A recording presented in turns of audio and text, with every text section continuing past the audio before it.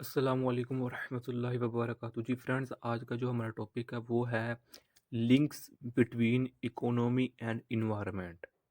यानी कि इकोनॉमी और इन्वायरमेंट के दरमियान जो ताल्लुकात हैं, इनके दरमियान जो होने वाले रिलेशनशिप्स हैं, उनके बारे में आज इंशाल्लाह बात करेंगे। तो आज हम आइए स्टार्ट करते हैं। बिस्मिल्लाहिर्रहमानिर्रहीम। सल्लल्लाहु अला मुहम्मद सल्लल्लाहु अलैहि व आलिहि वसल्लम। अच्छा, ये जो लिंक्स है ना इकोनॉमी और इन्वायरमेंट के दरमियान, आज इनको थ्री वेज हम स्ट्री करने की कोशिश करेंगे। ओके, जो पहला वे है वो है, यानी कि पहली टाइप कह लें आप, सप्लायर ऑफ रिसोर्स इनपुट्स या सुप्लियर ऑफ रिसोर्स इनपुट्स। ओके, तो ये देखिए मैंने पॉइंट्स की शक्ल में लिखा है, जो भी लिखा है। पहला पॉइंट है, land water and stocks of raw materials are important inputs to production. जिस तरह देखिए ये हेडिंग से हो रहा है कि supplier of resource inputs. Inputs यानी कि किसी चीज़ को दे देना, किसी के हवाले कर देना, किसी ज़रूरत के तहत, किसी चीज़ बनने के तहत उसको दे देना, उसको उन गुड्स को हम, उन सर्विसेज को हम इनपुट कहते हैं। ओके, तो जो ज़मीन हमारी, पानी है, और जो हमारे रॉ मटेरियल्स के स्टॉक्स लगे होते हैं कुदरती तौर पर या आर्टिफिशियल, वो हमारे आर इम्पोर्टेंट इनपुट्स, वो हमारे इनपुट्स हैं।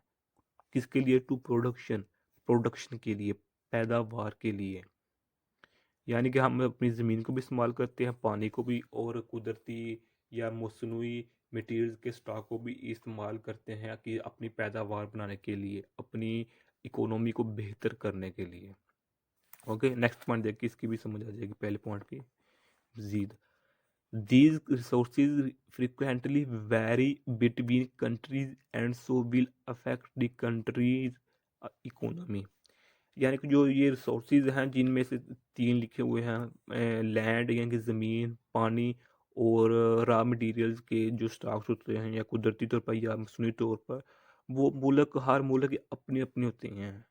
हर मुल्क की अपनी अपनी, यानी कि रॉ मटेरियल्स होते हैं। कुछ कुदरती तौर पर बहुत ज़्यादा तादाद में होते हैं, कुछ कुदरती तौर पर बहुत कम में होते हैं, कुछ आर्टिफिशियल ज़्यादा होते हैं, कुछ आर्टिफिशियल कम होते हैं। यानी कि हर कंट्री के, हर मुल्क की अपनी अपनी मसनूआत होती हैं। यानी कि जो ये रिसोर्सेज हैं वो वेरी करते हैं। वेरी मीन यानी कि तब्दील होते हैं, अदल बदल होते हैं, ये मुख्तलिफ होते हैं कंट्री टू कंट्री। यानी कि हर मुल्क की अपनी अपनी रिसोर्सेज होते हैं।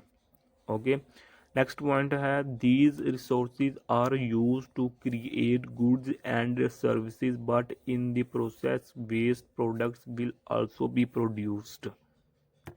इस पॉइंट का क्या मतलब है कि जो हम रिसोर्सेज इस्तेमाल कर रहे होते हैं अपने इन्वायरमेंट की बेनिफिट्स के लिए, वो तो ठीक है, लेकिन उसके साथ साथ इसके नुकसानात भी, डिसएडवांटेजेस भी पैदा हो रहे होते हैं। मिसाल के तौर पर, जो हम ज़मीन तो इस्तेमाल करते हैं हर यानी कि काम में, उसके बाद वाटर, पानी भी इस्तेमाल करते रहते हैं, और उसके बाद हम स्टॉक्स ऑफ रॉ मटेरियल भी इस्तेमाल करते रहते हैं। मिसाल के तौर पर हम एक मिसाल लेते हैं इधर, कि स्टॉक्स ऑफ रॉ मटेरियल में से हम इस मिसाल लेते हैं कि जंगलात, जो हमारे पास पौधे होते हैं, दरख्त होते हैं, हर मुल्क के पास अपने अपनी है कि मुख्तलिफ तादाद में, कुछ मुल्क के पास ज़्यादा तादाद में पौधे होते हैं, जंगलात होते हैं, फॉरेस्ट होते हैं, कुछ के पास कम होते हैं। तो जब इकोनॉमी, यानी जब लोग, जब हुकूमत उन कुदरती दरख्तों को काटते हैं अपनी, यानी कि बेनिफिट्स के लिए, अपनी मुल्क की इकोनॉमी के लिए, वो तो यानी कि एक तरह के हेल्प, एक तरह से जो दरख्त हैं वो हेल्पफुल साबित हो रहे हैं। लेकिन उल्टा नुकसान क्या कर रहे हैं कि दरख्त काटे गए हैं, उसकी जगह कोई दरख्त नए, अगर नए दरख्त लगा दिए गए हैं तो ठीक है। अगर बाज़ औक़ात ऐसा होता है कि वो दरख्त नहीं लगाए जाते, जिसकी वजह से उस मुल्क की इकोनॉमी को, यानी कि पोल्यूशन, एयर पोल्यूशन का सामना करना पड़ता है, उसके बाद ज़मीनी पोल्यूशन का सामना करना पड़ता है। तो कहने का मतलब है कि जहाँ रॉ मटेरियल्स, पानी या ज़मीन हमें फ़ायदा दे रही होती है, वहाँ नुकसान भी दे रही होती है। जब हम दरख्त को काट कर जलाते हैं मुख्तलिफ अपने कामों के लिए, तो वहाँ कार्बन डाइऑक्साइड भी खारिज होती है। इसके अलावा और भी कई इसकी एग्जांपल दी जा सकती हैं। ओके, तो ये देखें, एक और इधर दी गई है example, coal use to generate electricity, जिस तरह हमारे पास कोयला होता है, कूल हम इसको अपन बिजली पैदा कर इलेक्ट्रिसिटी जनरेट करने के लिए पे इस्तेमाल करते हैं। ये तो अच्छी बात है, हमारा बेनिफिट हो रहा है इसमें, लेकिन इसका नुकसान क्या है? But at the same time carbon dioxide and sulphur dioxide are also produced and they may have harmful effects on the environment।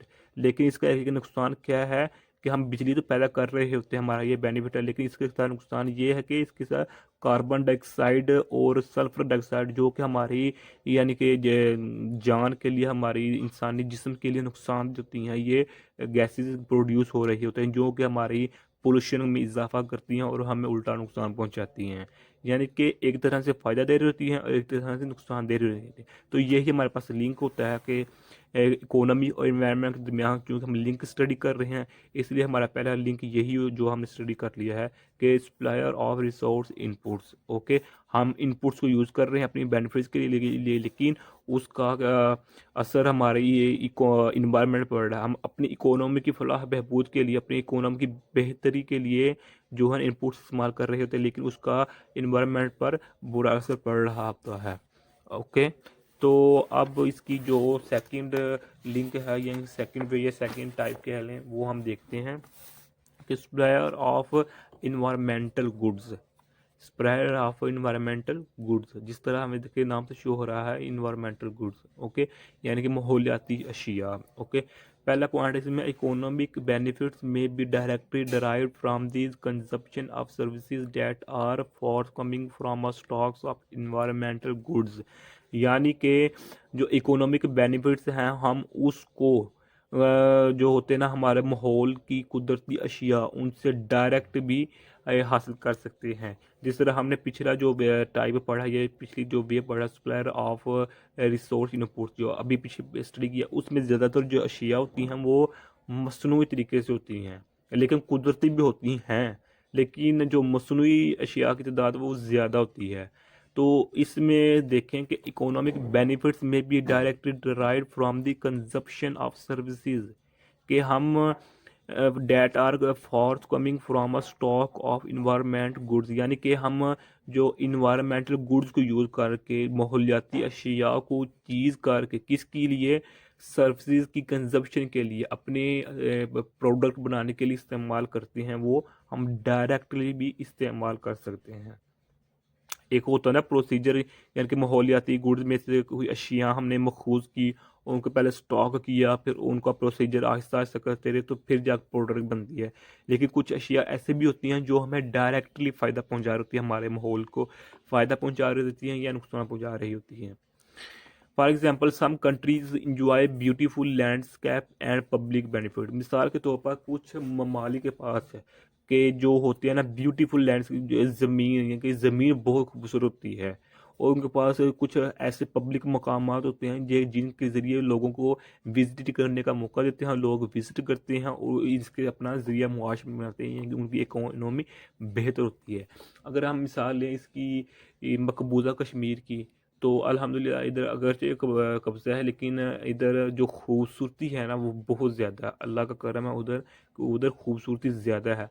अगर वहाँ इजाज़त दी जाए तो यकीनन बहुत ज़्यादा फ़ायदा हासिल होगा वहाँ की इकोनॉमी को। इस तरह अगर हम अपने मुल्क पाकिस्तान की नारायण का गान, मरी और इस तरह स्वात, ये हमारे पास चित्राल, ऐसे मकामात हमारे मुल्क के पाकिस्तान में, या इसके अलावा और भी कई हैं जो कि सयाहत के लिए बहुत बेहतरीन है, और लोग आते हैं विजिट करते हैं, इंटरनेशनली इधर विजिटिंग होती है। इसके बाद इंडिया में भी कुछ ऐसे मकामात हैं कि जहाँ लोग जाते हैं अपने सैर तफरी के लिए, जहांगीर का मकबरा हो गया उधर इंडिया में। तो हर मुल्क के पास अपने अपने पब्लिक मकामात होते हैं, और उसके बाद लैंडस्केप, कुदरती जंगलात होते हैं, जंगलात को देखने का बहुत शौक होता है, छोटे छोटे पौधे होते हैं उधर, बड़े बड़े पौधे होते हैं, वो भी एक पब्लिक मकामात का हिस्सा हो सकते हैं। Okay, environmental stocks of next point है environmental stocks of trees can offer global services because the trees absorb carbon dioxide which might contribute to climate change। यानी कि जो दरख्तों का, ट्रीज का इन्वायरमेंटल स्टॉक होता है, कि जो मिसाल के तौर पर जिसके एक मुल्क के पास जंगलात है 50%, और एक मुल्क के पास जो जंगलात है फॉरेस्ट है वो है 70%। जो 70% वाला मुल्क होगा वो ज़्यादा ग्लोबल सब्सिडी में अपना हिस्सा पा सकेगा, क्योंकि उसके पास जंगलात बहुत ज़्यादा है। अगर जंगलात ज़्यादा हैं तो उस मुल्क की, उस माहौल की, उस सोसाइटी की जो कार्बन डाइऑक्साइड जो हमें नुकसान देती है वो कम हो जाएगी।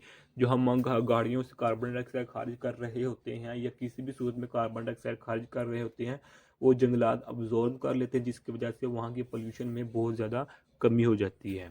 ओके, ये भी एक इसका फ़ायदा है। अब लास्ट पे जो हमारा थर्ड वे या थर्ड टाइप कह लें वो है वेस्ट सिंक कैपेसिटी।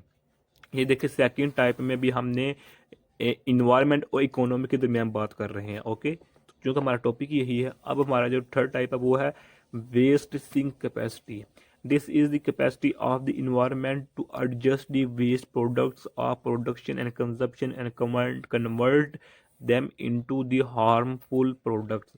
यानी कि इस टाइप में जो होते हैं ना हमारे पास गुड्स जो हम इस्तेमाल कर चुके होते हैं, अपनी इस्तेमाल ज़रूरियात के तहत इस्तेमाल कर चुके, उसके बाद जो हमारा वेस्ट बच जाता है, वेस्ट यानी कि जो ज़ाया हो चुके हैं, जो चीज़ें ज़ाया हो चुकी होती हैं, अगर उनको भी हम एक मेथड, एक प्रोसीजर के ज़रिए दोबारा रीयूज़ कर इस्तेमाल करें तो वो ये भी हमारे लिए अच्छी साबित हो सकती है, हमारे हमें बेनिफिट दे सकती हैं और कन्वर्ट देम इनटू हार्मफुल, और हमें बगैर नुकसान वाली चीज़ें माहौल मैसर कर सकती हैं। इस टाइप में देखें इन्वायरमेंट का इकोनॉमी का कैसा यानी कि लिंक पैदा हो रहा है कि जो हम चीज़ें इस्तेमाल कर चुके हैं वो हमारे लिए बेकार हो चुकी हैं, लेकिन ऐसे भी कई मैटर्स हैं कि वो बेकार अशिया को हम इकट्ठी करके अपनी सोसाइटी के लिए, अपने इन्वायरमेंट के लिए बेहतर यूज़ कर सकते हैं। मिसाल के तौर पर जो ये होते हैं कूड़ा करकट, यानी कि जो शापर होते, बैग्स हो गई, जो भी मिक्स कूड़ा करकट पूरा होता है, तो उनको जो बाहर वाली कंट्रीज होती हैं, यूरोपियन कंट्रीज, वो अपने इस्तेमाल के लिए लाती हैं कि उनके ज़रिए बिजली पैदा करते हैं। यानी कि देखो अपने उन्होंने अपनी वेस्ट करदा चीज़ों को भी इस्तेमाल करके अपनी ज़रूरियात को पूरा कर रहे होते हैं। ये होती है हर मुल्क की अपनी अपनी यानी कि सोच विचार होती है। बस दुआ करें कि हमारे मुल्क पाकिस्तान में भी ऐसा कुछ हो जाए। तो कहने का मतलब है कि इधर भी इकोनॉमी और एनवायरनमेंट के दरम्यान एक लिंक क्रिएट हो रहा है। ओके, तो ये आज का हमारा छोटा सा टॉपिक है। उम्मीद है आप लोगों को समझ आ गई होगी। अगर फिर भी कुछ क्वेश्चन पूछना चाहते हैं तो कमेंट की सूरत में पूछ सकते हैं, और अगर आपने अभी तक हमारा चैनल पाक MN अकेडमी सब्सक्राइब नहीं किया तो सब्सक्राइब और लाइक शेयर भी कर दें। जज़ाकल्लाह खैरा। अस्सलामु अलैकुम व रहमतुल्लाहि व बरकातुहू।